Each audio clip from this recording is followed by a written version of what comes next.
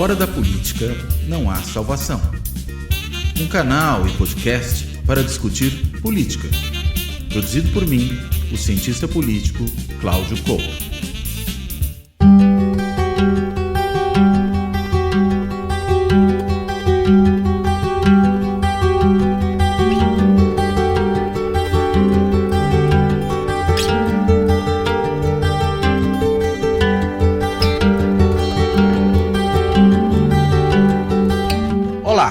Este Fora da Política Não Há Salvação vai tratar do início do julgamento no Supremo Tribunal Federal daqueles que perpetraram os atos ali de invasão, destruição, depredação, ataque, na realidade, aos três poderes constitucionais no dia 8 de janeiro, na intentona bolsonarista do dia 8 de janeiro.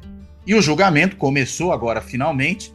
3 já foram julgados ali, há um quarto que deverá ser julgado aí nos próximos dias, e foram todos eles sentenciados a penas bastante duras, né? 2 com uma pena de pouco mais de 17 anos, o outro com uma pena de 14 anos, né? A depender ali do seu grau e da forma de envolvimento naqueles episódios, o que causou inclusive uma série de discussões no interior da corte, sobretudo, claro, entre o relator, o ministro Alexandre de Moraes, o revisor, o ministro Cássio Nunes Marques, mas também o outro ministro indicado pelo Jair Bolsonaro, assim como Nunes Marques, que é o André Mendonça, e que teve ali uma certa contenda verbal com o ministro Alexandre de Moraes. Ou seja, foi um julgamento não só importante pelo episódio do qual ele trata, mas foi também um julgamento quente, digamos assim, pelo clima que se produziu ali dentro. E a ideia agora é a gente tentar entender, na conversa que vai ter aqui hoje com o professor Rubens Gleiser, né, que é professor da Direito São Paulo, da FGV, né, o FGV Direito São Paulo, onde ele é também coordenador do grupo de estudos do Supremo em Pauta, que, como o nome já diz, estuda o Supremo Tribunal Federal, é também coordenador do núcleo de Constituição e Justiça, Justiça e Constituição, né, da FGV Direito São Paulo, e é autor de 2 obras recentes, né? Uma delas é Catimba Constitucional, o STF do Antijogo à Crise Constitucional, que saiu pela editora Juspodium, né? Isso acho que já faz um ano e pouquinho, ou 2 anos, depois ele nos ajuda a lembrar isso aqui, ele me corrige exatamente, e um que acabou de sair, né? Tá quentinho ainda o livro, né? Em coorganização com a Ana Laura Pereira Barbosa, que é Resiliência e Deslealdade Constitucional, uma década de crise. Enfim, como as credenciais todas aí mostram, poucas pessoas seriam mais indicadas para tratar desse assunto do que o Rubens, que já passou por aqui antes, já tivemos conversa com ele aqui anteriormente. Eu quero, claro, agradecer ao Rubens por topar mais uma vez conversar aqui com a gente, e quero começar perguntando, afinal de contas, o seguinte, Rubens, o que essas primeiras decisões do Supremo com relação aos envolvidos na intentona do 8 de janeiro revelam sobre o que foi o problema, foi esse caso, o que é esse caso, evidentemente, e o que pode vir pela frente? Por favor, e obrigado por ter topado a conversa mais uma vez. Puxa, Cláudio, antes de mais nada, muito obrigado pelo convite, é um prazer estar aqui, é um prazer acompanhar um acadêmico do seu quilate com essa trajetória brilhante na academia, ter conseguido ultrapassar essa barreira aí para o debate público. Sempre teve no debate público de jornal, mas agora nessa mídia também, um crescimento absolutamente merecido do canal, com sempre informação nuançada, qualificada, né, o que é uma preciosidade aí nos tempos em que o debate público praticamente colapsou, né? Então, acho que esse caso é super interessante, não só pela relevância histórica, né, mas como foi utilizado. O primeiro dia de julgamento, né, ele foi ocupado pela apresentação, né, o relatório do ministro Alexandre de Moraes, seu voto e o voto do revisor, o ministro Cássio Nunes Marques. Então, o que vai ser Eu estou um pouco perdido por causa dos dias, por causa de um evento grande que teve. Nossa, do qual eu também primeiro participei, dia foi na terça-feira, do qual você participou, foi na terça-feira. Isso. Foi na casa que teve esses relatórios grandes, em que até pela TV Justiça foi sendo, não é usual se apresentado materiais, né? Então não é só a narrativa do ministro, Então, apresentava convocatórias, cenas de vídeo, as câmeras internas do Congresso Nacional, do Palácio do Planalto, por aí vai. E nesse embate inicial você tem as duas grandes narrativas dentro da sociedade sobre como tratar os atos de 8 de janeiro e os invasores e a sua intenção.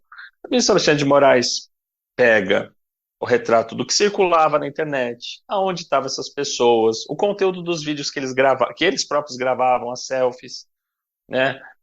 O material que era usado para convocar as pessoas a usar a esses atos e dizer, olha, não é só um ato de vandalismo, mas existia a intenção de evitar que o Lula, que ganhou as eleições, assumisse o poder e que o exército implementasse uma ditadura.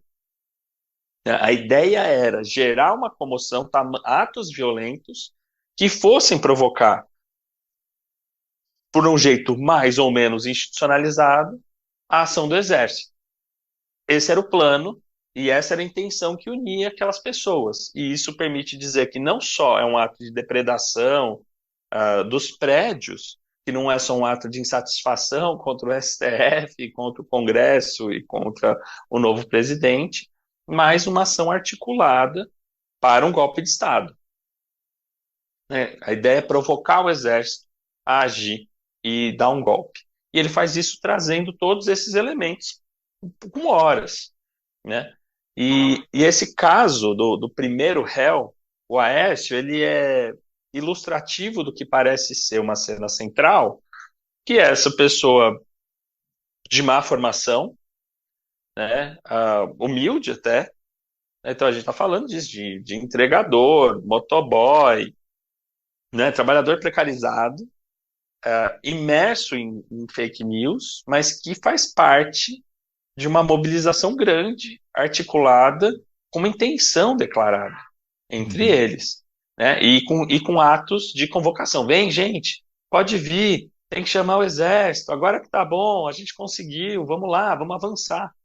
E essa é a narrativa que o Alexandre de Moraes coloca, e por isso ele vai apresentar todos esses crimes, não só depredação, mas também ato contra o Estado Democrático de Direito, que impediu o exercício dos poderes constitucionais, mas também golpe de Estado, tentar implantar um novo governo que não legitimamente eleito. E o ministro Cássio Nunes Marques faz o contraponto extremo da bolha bolsonarista, que só não conseguiu negar que eles invadiram os prédios. Então ele tenta dizer, Por olha, pouco, por pouco. foi atos de vandalismo, terrível, foi vandalismo mesmo. E daí ele aproveitava e dá os recados também para a turma dele. Tinha falas do tipo Lula ladrão, que é absolutamente. Ele faz esse reforço e colhe e apresenta, ao invés de usar esses mesmos vídeos, esse mesmo material, discutir esse material, seleciona uma testemunha de uma senhora que quase entrou por acaso num dos prédios, porque percebeu que estava numa grande confusão, e apresenta essa narrativa. O que houve foi depredação dos bens da União, que quebrou janela, quebrou copo, mas nada com a menor chance, com a menor possibilidade de gerar golpe de Estado, e muito menos de atrapalhar qualquer poder da República. O que a gente viu foi um ato black bloc, né? Foi isso, sem nenhuma chance real, e ainda aproveitou e falou, porque o exército nunca entrou e jamais entrará numa aventura autoritária. Então, faz esse discurso também no extremo, né, da bolha bolsonarista. Então, o julgamento começa com isso, com esse desafio já de narrativas. De um lado, um monte de prova, e de um lado, essa narrativa bem curta, e ignorando as provas e ignorando o mínimo da técnica, né? E entre eles se coloca o André Mendonça, que tem uma situação muito peculiar nesse julgamento, que é muito semelhante à posição que ele teve no julgamento do André Mendonça, Não, do André do Mendonça Daniel não. Silveira. O ministro André Mendonça julgou Daniel no caso do Silveira. Daniel Silveira, né, que foi acusado e condenado por uma série de ataques também ao STF, enquanto o Cássio Nunes Marques absolvia, André Mendonça condenava com uma pena menor, essa dinâmica, né? Olha, tem um exagero aqui na dosimetria, não é exatamente esse crime, é um Então ele está dentro de uma lógica mais bolsonarista, a inclinação dele é essa, ele não esconde isso, mas é alguém que dialoga com as convenções jurídicas, com as questões de interpretação, com os precedentes. Ele não precisa inventar um mundo paralelo para fingir que nada aconteceu. E nisso tenta puxar para o que é o lado mais comedido. E de lambuja deu um monte de tese para a defesa. Pelo jeito era bem desqualificada, assim, deixou muito a desejar para os próprios réus, né? Hum. E só um Então detalhe, acho que foi uma apresentação para a sociedade dessas grandes narrativas. e talvez tenha dado elementos não só para a defesa desses que já foram julgados, mas talvez para outros, porque tem, enfim, mais de 1.000 pessoas, né, a serem julgados pela frente. Mas acho que esses foram os grandes momentos, né, onde eles estão construindo esses casos talvez mais paradigmáticos, mais centrais, porque o Aécio, que foi o primeiro réu, não era um grande líder revolucionário, era uma dessas pessoas que Funcionário da atacado, Sabesp, né? funcionário da Sabesp, atacado por o outro que era motoboy, atacado por esse, inundado por fake news, por esse terror absolutamente uh, afastado da realidade, entra nisso, né? E acho que isso vai se estender a um grupo enorme de pessoas. Isso vai permitir que as balizas fixadas nesse julgamento, que é excepcional em muitos sentidos, possa ser replicado depois em plenário virtual com muito mais agilidade. Esse caso é igual ao caso do Tiago, esse caso é igual ao caso do Aécio. Por aí diante permite que centenas, milhares sejam julgados com mais agilidade, prestando atenção ao fato, mas dentro dessas grandes caixas aí que eu imagino que seja a função desses 4 primeiros julgamentos em plenário virtual, em plenário físico. Agora, o Tiago, se não me engano, é o motoboy, né? Isso. E o Tiago é um caso interessante, né? Que a advogada foi ali defendê-lo e no fim só faltou dizer que, olha, meu cliente é um imbecil completo, né? Que simplesmente foi a vítima de uma lavagem cerebral, não sabe o que diz, só fala bobagem e por isso está aqui. Até foi aos prantos, né? Por conta desse tipo de situação. É, levando um pouco mais a sério esse tipo de argumentação da advogada, né, do que esse lado caricato que acabou assumindo, que foi até explorado, né, pelos próprios ministros do Supremo, particularmente pelo Alexandre de Moraes, né, ao comentar a performance dos advogados ali presentes. Mas, digamos que indivíduos que não são completamente capazes de tomar decisões racionais, que são vítimas, vamos colocar assim, de algum tipo de lavagem cerebral, como a advogada falou, que, digamos, são manipulados e talvez estivessem fora ali do uso da sua razão. Isso pode ser, de alguma forma, uma escusa para esse tipo de ato? Porque eu fico pensando em outras situações, digamos, radicais da história da humanidade, em que indivíduos perpetram barbaridades, e alguém pode dizer, não, mas eles foram vítimas de uma lavagem cerebral, por isso, digamos, mataram tanta gente assim, algo do tipo. Isso é escusa? Não sou penalista aqui, mas vou dar um exemplo que é mais clássico de livro, para dizer que esses problemas não são de ontem, né? Então a ideia da pessoa que está bêbada. A pessoa estava fora de si de beber. A pergunta que se faz no direito penal, em qualquer manual, o direito penal essa pessoa escolheu beber? Alguém forçou ela a beber? Se forçaram ela a beber uma tonelada de tequila e ela faz uma coisa bêbada, ela não teve controle de nada nesse processo. Meio Mas Boa a Noite pessoa foi. Cinderela, assim, né? Isso, agora ela foi se intoxicando. E quando ela começou nessa cadeia de assumir o risco de ficar completamente insana, ela teve opção, ela teve controle racional sobre esse processo, o início desse processo, aí ela é totalmente responsabilizada. Esse é o caso. Então, a pessoa continua seguindo fake news, foi no ônibus, foi no quartel, entrou na ação, sabe? Podia estar absolutamente maluco quando subiu no gabinete de alguém para defecar em cima da. Podia, mas se aponta, né, de uma série de ações tomadas com total racionalidade, com controle. A gente o direito penal só poupa a pessoa que, assim, não podia imaginar que está cometendo um crime de jeito nenhum, em nenhuma circunstância, por ser absolutamente alienígena à cultura, não é o caso, Hum. né? Ou não teve controle responsabilidade nenhuma na cadeia do processo das suas ações. Não é o caso também, né? Eu acho que essas defesas ficaram muito anedóticas, né? Todas elas do magistrado aposentado que usou a situação mais para se defender, para falar de si do que do seu cliente, do advogado que errou 2, 3 citações históricas básicas, não confundiu o Pequeno Príncipe com o Príncipe de Maquiavel, uh, em vez de falar Pôncio Pôncio Pilatos Pilatos, com falou Afonso Pilatos. Afonso Pilatos, e a outra que chorou, né? Mas o problema é que, além de tudo, né, essa postura agressiva com o tribunal também não é nova. Acho que muitos vão se recordar quando, durante a pandemia, o Supremo tinha que decidir se mantinha os templos fechados no evento da Páscoa. E lá, uma série de advogados foram lá fazer tentações mais afrontosas. Elas eram afrontosas, mas faz parte do jogo você fazer uma fala simbólica, uma fala política. Mas alguém precisa cuidar, né? Você não tinha um cliente preso, no caso dos templos, né? Então, é uma irresponsabilidade, acho que é uma infração de conduta ética, é ilegal o advogado ir lá e abdicar da defesa. Tanto que a moça que chorou perdeu um prazo. Perdeu o prazo é o pecado capital da advogada, não apresentou a defesa, né?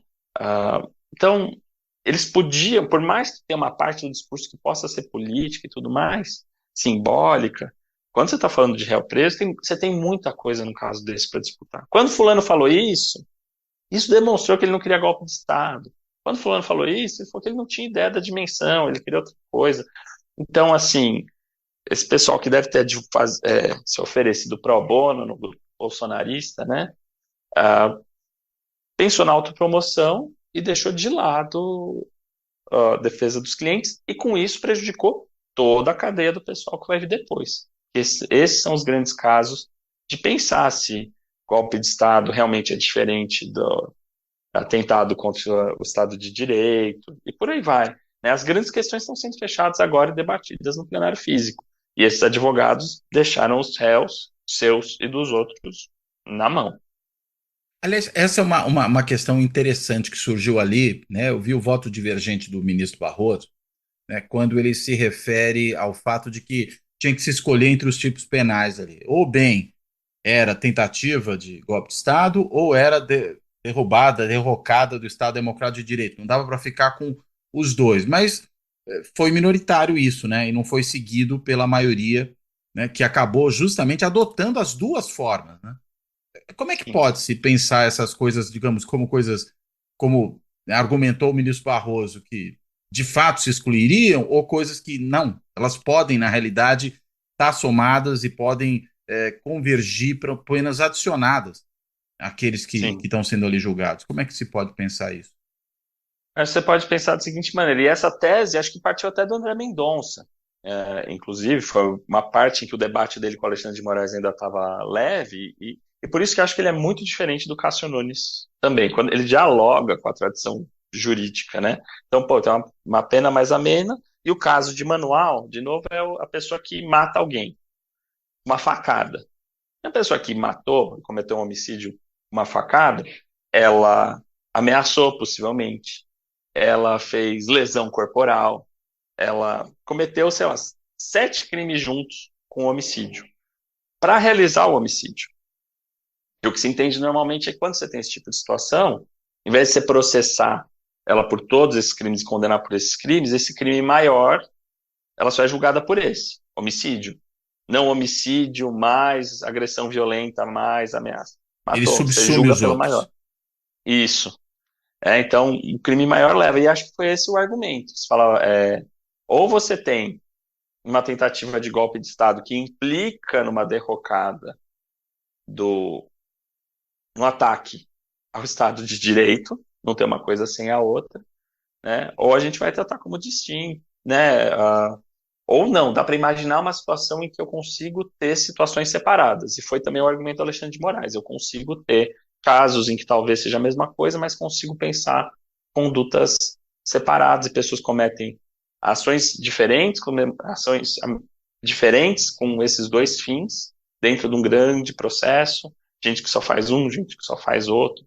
Então a briga é um pouco por aí. Então, assim, faz sentido essa divergência, tanto que o Barroso aderiu, né? Mas eu acho que a outra opção que está sendo feita é, olha, qual está sendo o fiel da balança nessa história? O que explica. Então, essa é a divergência técnica. Tem gente razoável para os dois lados. O que me parece estar fazendo o STF ir para a sua grande maioria para a ideia de falar, não, tem todos esses crimes e a gente vai somar todos esses crimes? É o fato de que é inadmissível esse tipo de conduta. E que é a hora de você sinalizar que quem entra numa aventura golpista vai ser responsabilizado no máximo que o sistema permite. E a pessoa que tem menos culpa, é mais ingênua, etc., pode receber o mínimo da pena. É primária, sabe? Não quebrou nenhum copo, se arrependeu no meio. Mínimo da pena. E a pessoa mais envolvida, máximo da pena. Mas você vai gabaritar ali o Código Penal, sim. Eu acho que a ideia é um pouco essa. Não podemos ser permissivos com esse tipo de conduta. Então, eu acho que essa tem sido a orientação. Agora, é interessante também um dado, né? Você tem essa coisa sendo julgada no STF.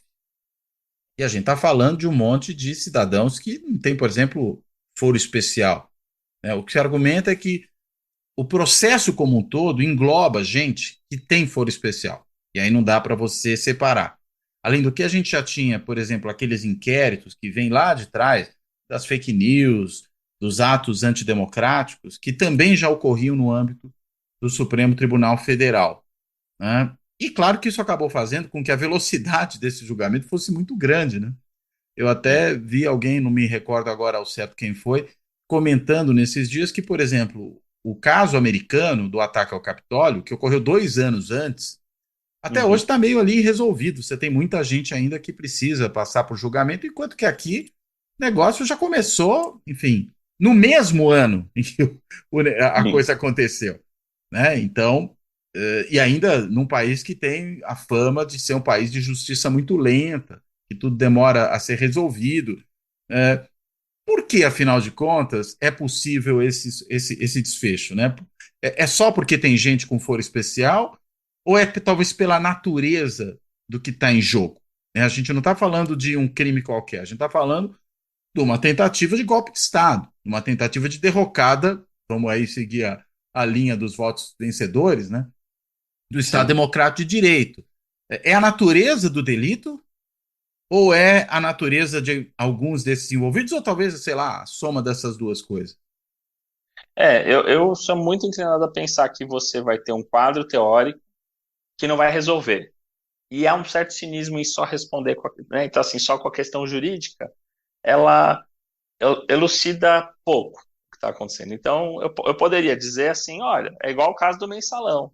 Então, as pessoas vão lembrar. Tinha 40 pessoas denunciadas, 35 não teriam foro a princípio, mas como eram casos condutas conectadas com pessoas com foro privilegiado, eram julgadas ali. E não lá. E surgiu essa discussão no mensalão também, se tinha que fatiar, se as pessoas tinham que ser julgadas ali ou não.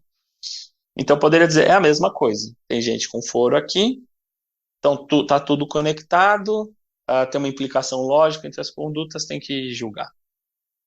Mas me parece que se o Supremo ou não considerasse relevante, ou confiasse absolutamente na capacidade do restante do sistema de justiça processar esses casos, ele delegaria.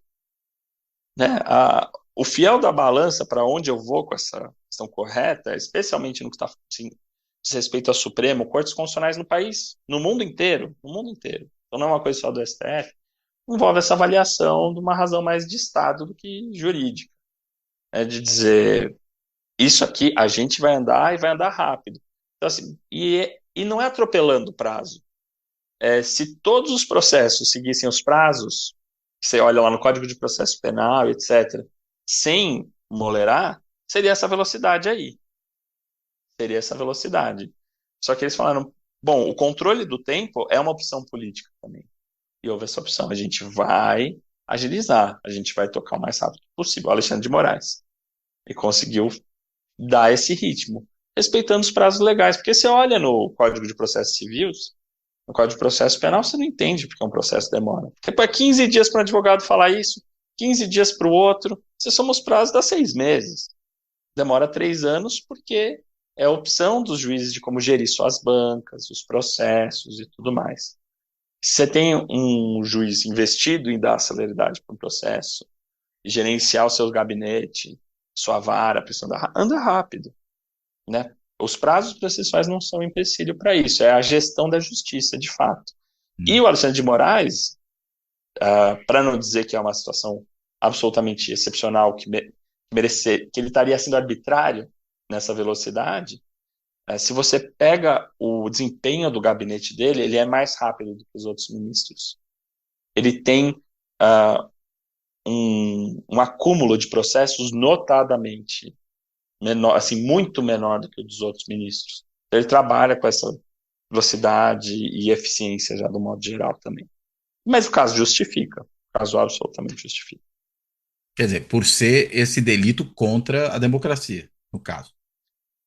Sim, por ser porque nesse caso, acho que você está apostando que um julgamento rápido e uma resposta rápida é uma sinalização para todas aquelas pessoas que financiaram ônibus, 50 ônibus para levar gente do interior de Minas Gerais até Brasília, levando um monte de gente para tentar forçar um golpe de Estado, que vai ter uma resposta rápida e dura. A aposta de que essa decisão comunica algo com um efeito inibitório, e por isso precisa ser rápida, para que nas próximas eleições não tenha nada disso, ou tenha o menos possível disso, ou que não tenha um monte de gente que aposta que não ia dar nada. Eu acho que essa é a lógica da rapidez desses casos. Agora, uma coisa que, enfim, a gente está o tempo inteiro falando dela, mas parece que ela ainda não entrou na agenda da corte, no sentido mais imediato. O que eu estou querendo dizer? Bem, tá lá porque tem gente com foro especial, além dessa questão aí da gravidade da situação. Cadê essas pessoas? Ou seja, né, a gente tem, por exemplo, o Cid, que deve dar aí na sua delação premiada uma série de informações importantes para atingir agentes políticos que têm ainda, muitos deles possivelmente foro especial, para além daqueles que, mesmo já não tendo, o tiveram no passado recente, quando essas investigações já tinham começado. Estou pensando aqui nas investigações sobre os atos antidemocráticos ou o inquérito das fake news, enfim, essas coisas já vêm de lá de trás, quando, por exemplo, Bolsonaro ainda era presidente, então tinha foro especial. Agora já não tem, mas como já estava sendo investigado desde lá de trás e pode ser objeto da delação do Cid agora, a coisa entra. Digamos, ao surgir informação relevante sobre esses atores aí centrais, né, lideranças políticas, essas pessoas, digamos, furam a fila do julgamento? Ou elas vão ficar lá para o final, depois que você julgar os 1000 bagrinhos que invadiram a sede dos três poderes, você aí começa a julgar os tubarões da história? Então, acho que, em primeiro lugar, essa é uma opção absolutamente política. E ela é absolutamente política porque não existe regra nenhuma sobre que ordem priorizar no julgamento. A escolha do que julgar, o que não julgar, o que andar rápido, o que demorar, é da cabeça de cada ministro. Então, é uma opção política, né? E, portanto, principalmente do relator, né? Imagino. E do relator, no caso. Um caso importante também, fora do nosso contexto, foi quando o ministro Teori Zavascki afastou o Eduardo Cunha. Uhum. Né? O afastamento do Eduardo Cunha era um pedido que a PGR tinha feito para ele e ficou na mesa dele 6 meses. E ele só dá a medida cautelar para afastar o Eduardo Cunha assim que acaba a votação do processo de impeachment na Câmara dos Deputados. Ele teve a escolha absolutamente política de esperar a votação ou tirar Eduardo Cunha no início do processo de impeachment. E a opção foi essa. Então, então isso é íncito a natureza, né, desses julgamentos da Corte Constitucional. E agora vai ser um pouco isso, sentir um pouco a temperatura, sentir um pouco o debate público, como que o pessoal vai reagir a 17 anos para um funcionário da Sabesp, um motoboy, né? São penas altas. mas que vão criando também, sedimentando a ideia de que, né, o que você tinha antes desses fatos. Um argumento muito razoável de que as ações do Bolsonaro eram virulentas, elas eram polêmicas, mas elas não eram necessariamente uma incitação a um golpe de Estado ou não estavam conectados com esse movimento. Eu acho que as provas e a sedimentação da ideia de que teve muita gente que foi lá querendo dar um golpe de Estado.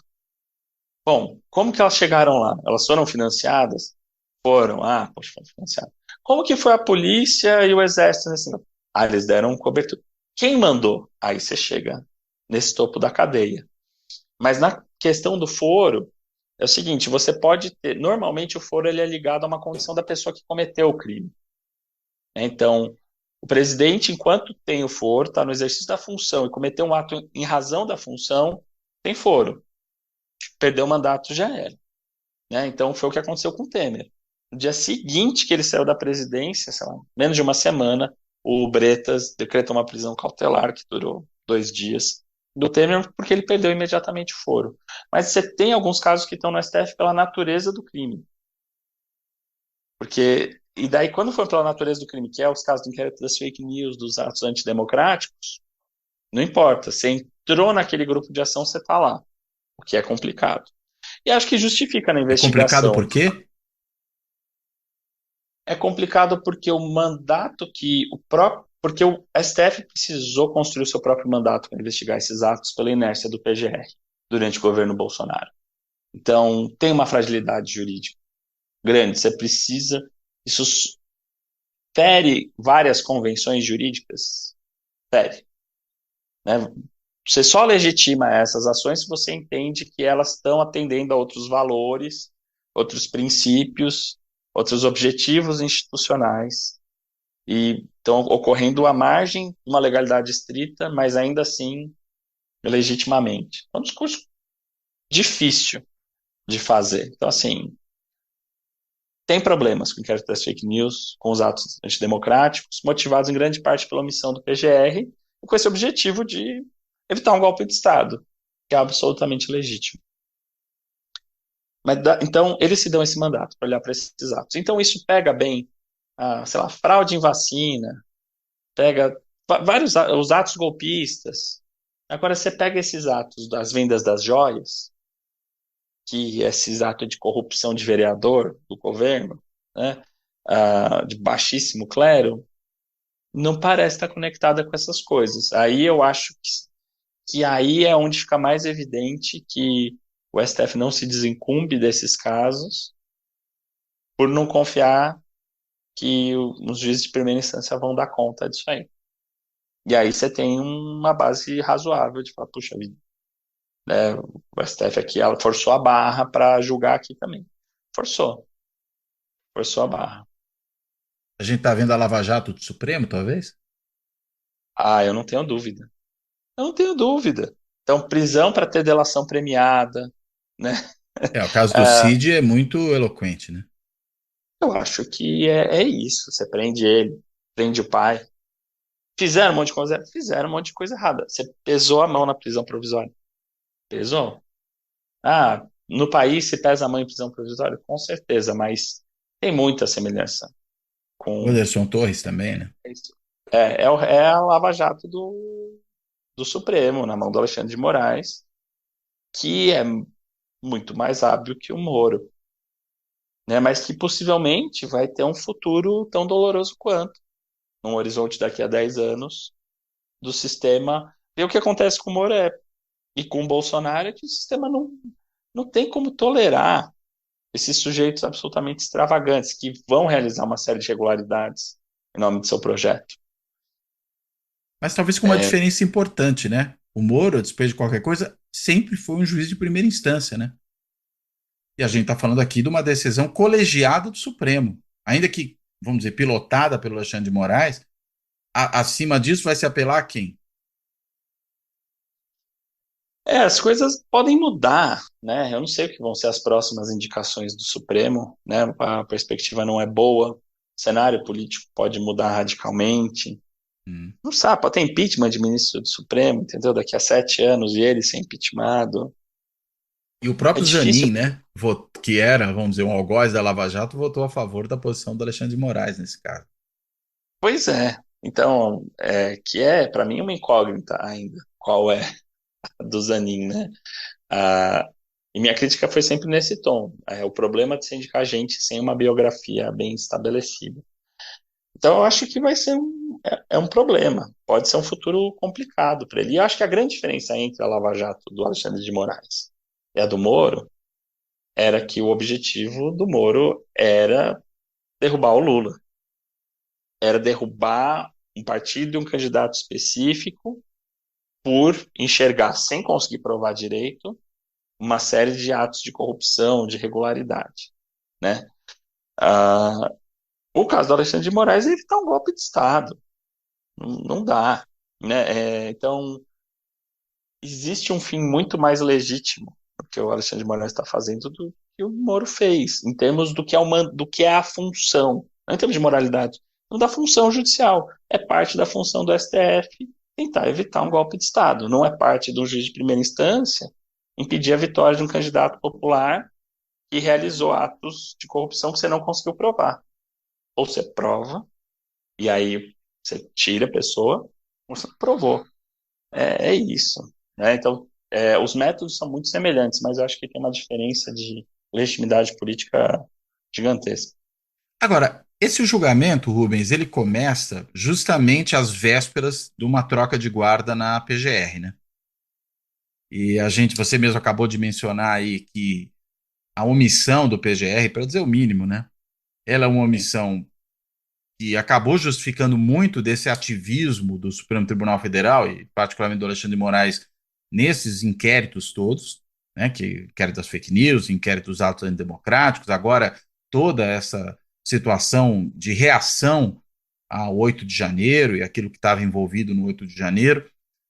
Agora, é curioso que no caso do 8 de janeiro, pelo jeito a PGR resolveu embarcar e até, enfim, tem ali um representante da Procuradoria-Geral da República que foi justamente o procurador atuante nesse caso perante o tribunal. Imagino que, enfim, não sei se esse vai continuar nos próximos casos, se, havendo troca de guarda, ele poderia ser substituído, mesmo tendo sido ele que iniciou, né, todo o processo agora. Como é que essa troca de guarda na Procuradoria-Geral da República, imaginemos por alguém de perfil diferente do Aras, como é que isso pode impactar a continuidade desse processo? No nível processual não é problemático, porque a parte é a PGR, e é por isso que pode ser o próprio PGR, um sub-PGR, um vice-PGR que pode estar assinando as petições, porque é a instituição que é parte. Você pode ter uma mudança de estratégia nas peças? Você pode. Né? Você tende a respeitar o que é a estratégia comum inicial que está lá, você tende a não negar o que aconteceu antes. Se bem que a gente já viu isso acontecer na AGU, às Hum. vezes, né? Muda uma orientação de governo e a AGU muda muito de postura. Na atuação da PGR no 8 de janeiro não é problemático. Né? É que agora Inês é morta. O que foi muito duro foi durante o governo Bolsonaro, quando você tem esse agente central de controle e freio ao governo, e que serve também como accountability freio a excessos do judiciário, se retirando de cena. E um presidente que fica forçando com atos inconstitucionais, ilegais, e tentando mobilizar um golpe de Estado, e uma corte que conseguiu se manter independente e autônoma e se concedeu poderes para combater, né? É isso, né? O dano foi gigantesco. E daí feriu a reputação do STF, fere a reputação das instituições, né? A desconfiança com o poder político só aumenta, né? Então, e isso eu falo de impressão, porque os dados que a gente ainda tem, né, sobre confiança nas instituições, ainda mostram uma alta, né, de confiança no judiciário, no STF. Eu acho que foi esse efeito rápido de viabilizar as vacinas. O STF salvou o Brasil nesse sentido. Viabilizou a vacinação, viabilizou o distanciamento social, empoderou a capacidade dos governadores competirem com o presidente. Uhum. Mas depois disso, né? Eu acho que um advogado quase delirante, mas pode chegar lá na frente e falar que elas são pessoas odiadas, porque tem uma parte das pessoas que de fato a reputação do STF é baixíssima, né? E isso se mede pela ausência de mobilização em defesa do STF no dia seguinte. Hum. Quantas notas de defesa à reputação? A Fiesp mandou carta, a CNI, a AMB, a OAB. Teve agora uma coisa contra um advogado ou outro, mas assim, muito restrita essa solidariedade. Não soou como uma coisa absurda e que toda a comunidade precisava se unir em prol do STF. Uma parte da comunidade falou, são odiados mesmo. Agora, uma outra coisa que me parece interessante aqui, né? Você falou, né? O PGR, durante esse período Aras, né, e durante o governo Bolsonaro, ele nem atuou como um instrumento de controle e freio sobre o executivo, né? Muito pelo Uhum. contrário, ele foi um instrumento de proteção do executivo. Às vezes atuava, parece que de forma mais diligente até do que a Advocacia Geral da União, com relação a Sim. isso, até do que o Ministério da Justiça, a gente poderia ainda dizer. Mas, por outro lado, esse outro papel que você mencionou, da Procuradoria-Geral da República, como um instrumento também de controle e accountability do Judiciário, digamos, foi até um papel talvez tentado pelo PGR. Mas o que, que acontece? Na medida em que. Peraí, e tentado justamente porque ele estava muito ocupado em defender o presidente da República e o seu grupo político. E aí, na É, medida em que o presidente da República entrava em embate com o Supremo Tribunal Federal, ele atuava no sentido de tentar pôr freio no Supremo Tribunal Federal para proteger o presidente da República. Quer dizer, ele não estava é isso. agindo de forma relativamente equitativa para os dois lados aí. Isso. Só que aí o problema é, justamente por agir dessa maneira, o que ele acabou produzindo foi, no certo sentido, o oposto. Foi obrigar o STF a ocupar o espaço que ele se recusava a ocupar. Já que você não cumpre a sua função, você, por exemplo, abre mão de mover certas ações contra o executivo, ou você opta pelo arquivamento de uma ação, o Supremo vem e chega, não, a gente não vai acatar essa recomendação ou esse E isso pedido foi da PGR. absolutamente inédito, inusitado. Arquivação, Pois é. não. Então, e nisso tem essa opção política e absolutamente decisiva, de falar, pô, eu vou me deixar, em nome da legalidade, das convenções, da previsibilidade da minha ação, me sujeitar a instituição ser morta, ou eu vou criar mecanismos de sobrevivência da instituição e com isso das eleições e com isso da democracia. É isso. Só que o paradoxo nisso, a dimensão política salta aos olhos e isso prejudica a credibilidade de médio e longo prazo do Supremo. No curto prazo, a gente vai falar, tá certo, defendeu a democracia. Pô, mas esses caras são políticos demais. Todo mundo vai ter que conhecer que é, Hum. é verdade. Isso pode dar errado? É verdade. É uma armadilha, né? E é uma armadilha, enfim, que primeiro um executivo que está o tempo inteiro transgredindo produz, porque ele obriga o Supremo o tempo todo a estar agindo contra esse executivo transgressor, e aí começa a passar a impressão de que há uma briga, uma disputa política entre Supremo e Executivo, e há. A questão é onde começa, quem é o provocador e quem está simplesmente reagindo à provocação. Só que, de outro lado, na medida que o próprio PGR também não toma providências, ele reforça a armadilha. E aí Sim, você entra nesse processo de deslegitimação dos mais odiados da República, né? que foi uma formulação super interessante que você fez num artigo nosso que nós publicamos na Piauí, que chama Carta Branca ao Xandão, Aham. lá atrás, e você fez uma formulação super interessante dessa armadilha.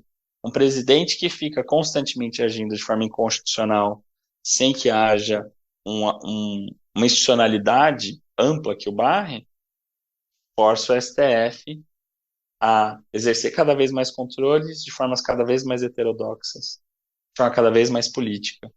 E com isso, no médio e longo prazo, absolutamente fragiliza. Na minha percepção, a autoridade e a reputação do STF está absolutamente fragilizada. Assim, tá por um triz. Tá por um Não, e o triz. PGR não pode ser pensado fora disso, né? É isso. Não, eu fico muito curioso para imaginar qual vai ser a responsabilização e o destino que vai ter o atual PGR, se ele vai se aposentar com cargos de dignidade ou se é alguém que vai ser enxovalhado pela instituição. Eu acho que o Ministério Público Federal vai ter que também lidar um pouco com esse dilema para saber o que você faz com um detrator da instituição. Fragilizou uma instituição que tinha uma reputação, um papel, uma relevância, e que ele, no final das contas, fragilizou o papel do PGR. Ninguém mais pensa que pode tudo a PGR como pensava no auge da Lava Jato e por aí vai. Uhum. Agora, uma outra coisa também importante com relação a isso, você falou de enxovalhar o PGR, né? Nesse julgamento, uma coisa que também chamou atenção, para além daqueles momentos caricaturais da conduta dos advogados de defesa, que, como você mesmo já colocou, não defenderam muito bem os seus clientes, isso, aliás, foi ressaltado por ministros da própria corte, sobretudo o Alexandre de Moraes. E, no fim, o que a gente viu foi ele, não vou usar enxovalhar, vou usar uma outra palavra, ele esculhambou os advogados. Né? Quer dizer, um fez questão de dizer o seguinte: olha, o advogado, na verdade, largou o seu cliente, o seu constituinte, né? Foi até a expressão que ele usou, ao léu, né? Esse aí, coitado, não teve quem lhe defendesse, ficou muito mais preocupado em conseguir lacrações para a rede social, quem sabe antevendo uma candidatura a vereador do ano que vem. Até fico pensando se ao fazer isso até o Alexandre de Moraes não ajudou nessa candidatura, porque de certa forma chamou atenção para o que poderia ser a estratégia do advogado, que já é, aliás, suplente de deputado, haja, né, isso tem que ser observado, e acabou de ser expulso, inclusive, do seu partido, o Sim. Solidariedade. Agora, ainda depois cobriu a aposta e ainda falou: olha, e é um sujeito que, pelo jeito, não sabe distinguir Pequeno Príncipe do Príncipe Maquiavel, né? Não leu nenhuma obra nem a outra, misturou as duas, uma não tem nada a ver com a outra, né? Enfim, só faltou chamar o sujeito de imbecil, né? Sim. O que na prática fez, mas não usando a palavra. E também ao se referir à advogada, né, a que fez a defesa do terceiro réu, quando diz o seguinte: olha, até que antes da advogada entrar no caso de volta, a Defensoria Pública, que tinha assumido o caso por conta daquilo que você apontou também, vamos dizer, a perda de prazo, a Defensoria Pública estava fazendo um bom trabalho. Aí, pô, a advogada resolveu votar e estragou Hum. tudo. Né? Não é um pouco demais também o juiz, num caso como esse, veja, não é nem que ele está repreendendo um advogado por uma conduta imprópria dentro da corte, ali na conduta. Ele está, na realidade, esculhambando o advogado na sua competência como tal, né? Isso não é um problema É, também? eu acho que tem algumas dimensões importantes aí nesse fenômeno que eu acho que você está ajudando muito a gente sair da parte mais superficial dele, Cláudio. Hum. Uma delas é, no Brasil, se for em primeira instância, segunda instância, o advogado que chegar perto de fazer qualquer coisa, vai juiz dá ordem de prisão. Ilegal, mas dá. Pessoa escoltada para fora, esse é o resultado, né? Nenhum juiz toleraria esse abuso, mas isso não resolve a questão. Eu acho que só para dar um parâmetro, né, sobre o que é excesso, o que é a conduta judicial no país. Né? A outra é o seguinte: acho que o Alexandre de Moraes entendeu as diferentes dimensões da disputa de narrativa. Então, para a comunidade jurídica, realmente, um pouco excessivo, um pouco mal, não cabe ao juiz. Mas ele entende que tá, se o cara tá fazendo um vídeo para esse público amplo, eu também vou fazer. Eu também vou dar minha lacração. Ele pode estar fingindo que não, mas ele sabia que esse vídeo dele também ia circular. E de fato, você olha qualquer portal, tá um seguido do outro. Né? E eu orientei uma iniciação científica, deve depois virar algum produto interessante, muito recente, do menino chamado Gabriel Moraes, que ele estava falando, ele rastreou como o Supremo do governo Bolsonaro partiu para cima disso, pegou todo esse movimento do Twitter, do TikTok, né, que é parte desses ministros, o Gilmar, o Alexandre e o Barroso, de falar: nós vamos disputar essa audiência política também, em termos políticos. Já estão tomando porrada com o político. Vamos se defender nesse campo também. Então, é engraçado porque aquela velha dinâmica, esse seu estranhamento, meu estranhamento também, isso não é demais, é de alguém que está falando assim, puxa vida, a dinâmica mudou e parece que é um jogo diferente, que eu não reconheço mais. Não é necessariamente, né? Estão tendo várias violações ao jogo. O que aconteceu? Eu diria, o jogo mudou. Era uma parte do argumento do Catimba também. O que os agentes querem, os objetivos deles, é tão diferente que tem um outro jogo que parece que era aquele tipo de sustentação oral, que era aquele tipo de julgamento, e não é. Os ministros se engajam numa disputa pela audiência política para tentar angariar algum tipo de autoridade também. Agora, eles abraçaram isso. Eles não estão tentando mais se revestir do mal. Então é simbólico também essa. Eu acho que a aposentadoria da Rosa Weber, muito próxima, vai ser a última, ou talvez uma das últimas, representantes do que era a esperança de ter uma legitimidade pela imparcialidade, uma juíza moda antiga, recatada, que às vezes vai se autoconter, muito raramente vai agir de uma maneira mais incisiva. É outro jogo, né? Essa corte Alexandre é uma corte que quer ganhar os corações e mentes via noticiário, via TikTok também e via Twitter.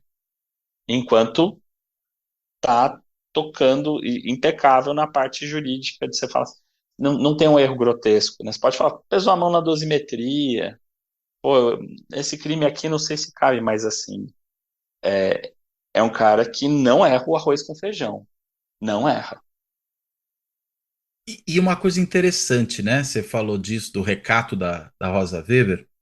No caso do Alexandre de Moraes, é curioso porque ele faz isso, por exemplo, de uma forma muito diferente daquela do Barroso ou do Gilmar Mendes, né?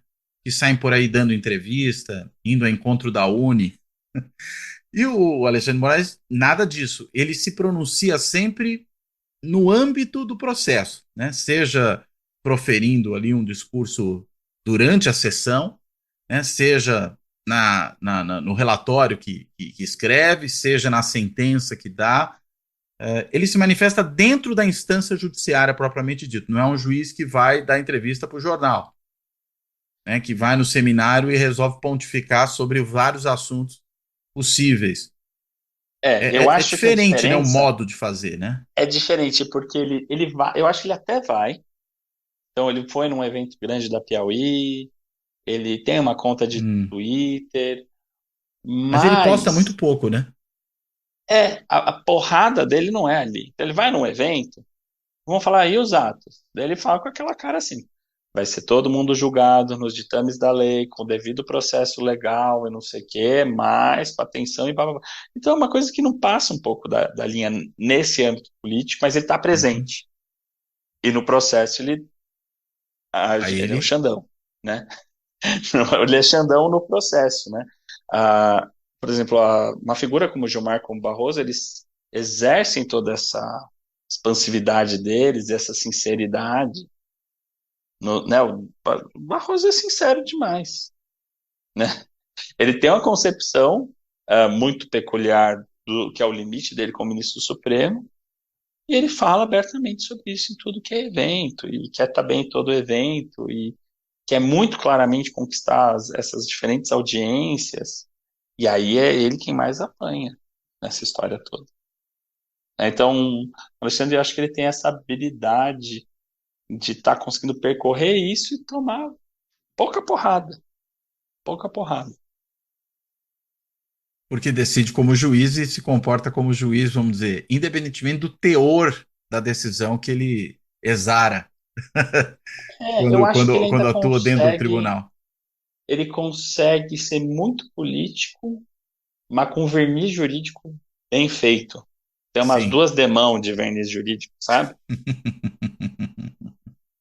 Eu tenho essa impressão. Ele articula bem, ele se articula bem com o restante do plenário, né? Ele nunca se deixou. Quando ele entra, né? E o ministro Marco Aurélio tenta dar uma bronca, uma intimidação nele, como fez com o Barroso, não se deixou, a gente atropelou o Marco Aurélio, né? Então ele é um cara que entendeu, acho que muito bem o jogo, É que o muito bem a lugar e o função. momento fazem diferença, né?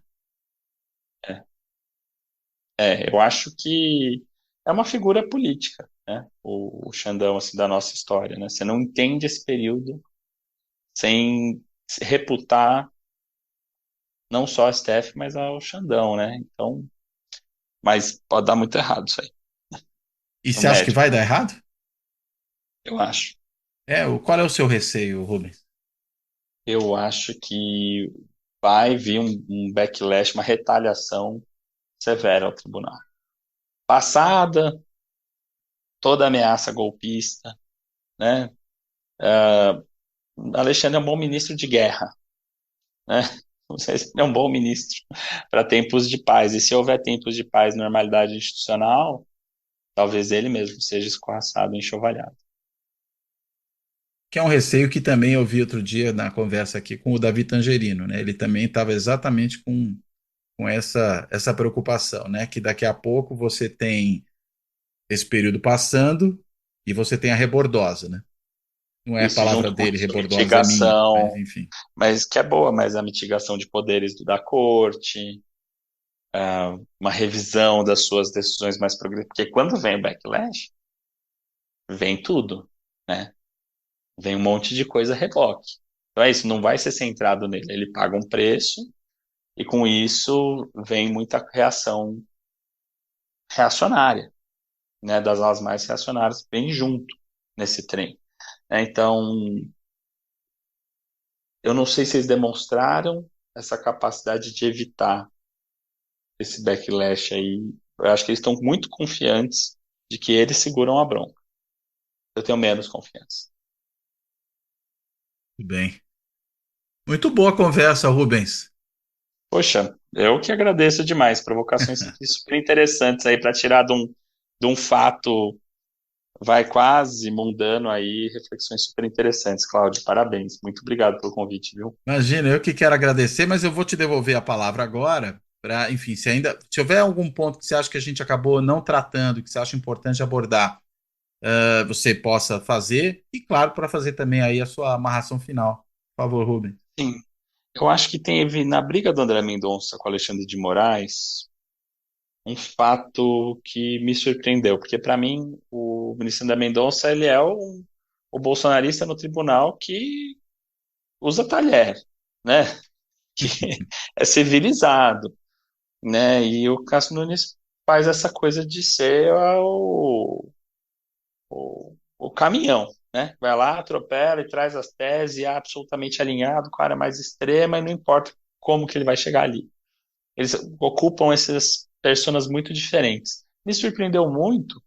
A briga do Anísio da Mendonça com o Alexandre de Moraes é motivada pelo fato do André Mendonça dar a entender que a invasão do Palácio do Planalto se dá com uma condescendência do governo Lula, né? Que então deixa transbordar e transparecer a sua faceta mais conectada também com o discurso mais extremo de conspiração do que rola na bolha bolsonarista, né? Então, assim, eu coloco ele nessa caixinha de ser alguém que vai estar direito, é um conservador com uma pitada reacionária, mas que está preocupado em construir uma biografia, e isso limita a esfera de ação dele, mas ele demonstrou que talvez não seja só isso, não. Hum. Talvez não seja só isso. Que quando ele quiser ou se sentir mais confortável, ele pode dar uma debandada e ficar mais próximo do Cássio do que se espera. A ver, né? A ver, A a ver. ver. Por isso é muito importante ver a composição futura. Você precisa ter gente que é capaz de mitigar esse tipo de movimento, de mitigar uma corrida para baixo no Supremo, Hum. sabe? E não me parece que as escolhas vão ser pautadas com esse tipo de preocupação em mente, mas outras. E esse caso interessante, só para mencionar, né? É evidente que houve falha do governo. Acho que isso basta ver a situação do general Gonçalves Dias para a gente perceber que houve falha. Ele vai um ponto além, né? Não é que o governo errou, o governo falhou. Ele está dizendo, o governo teria contribuído conscientemente para que isso acontecesse, né? Ele não fala, né? Esse que é o. Sim, mas fica no louco, subtexto, né? Fica no subtexto. Quando o Alexandre de Moraes explicita isso, ele fala: não coloque palavras na minha boca. Mas... Sim.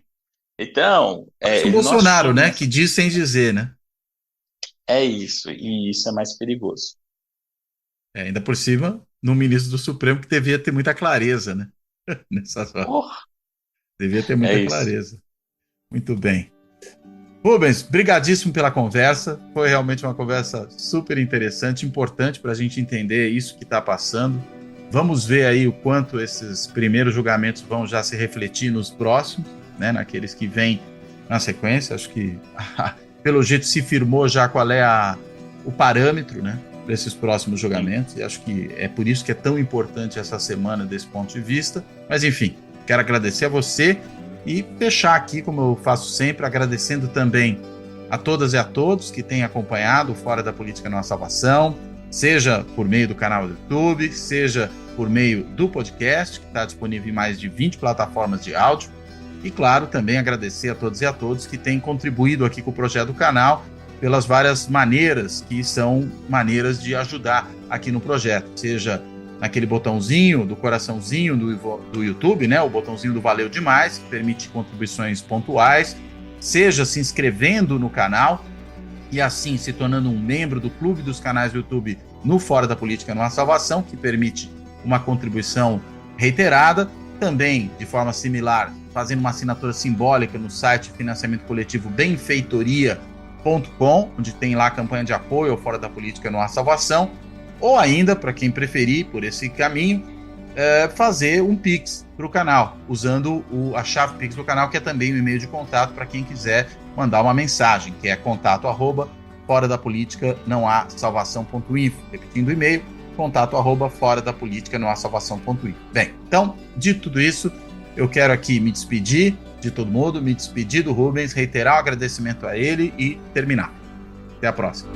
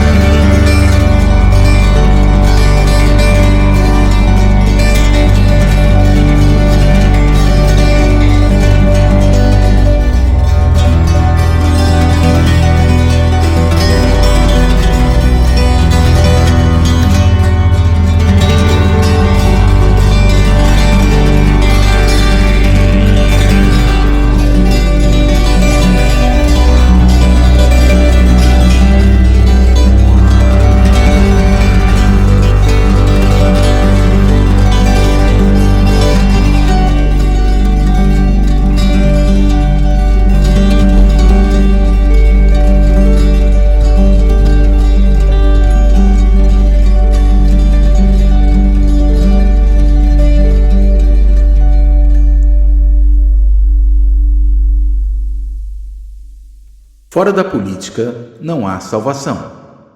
Um canal e podcast para discutir política. Produzido por mim, o cientista político Cláudio Couto.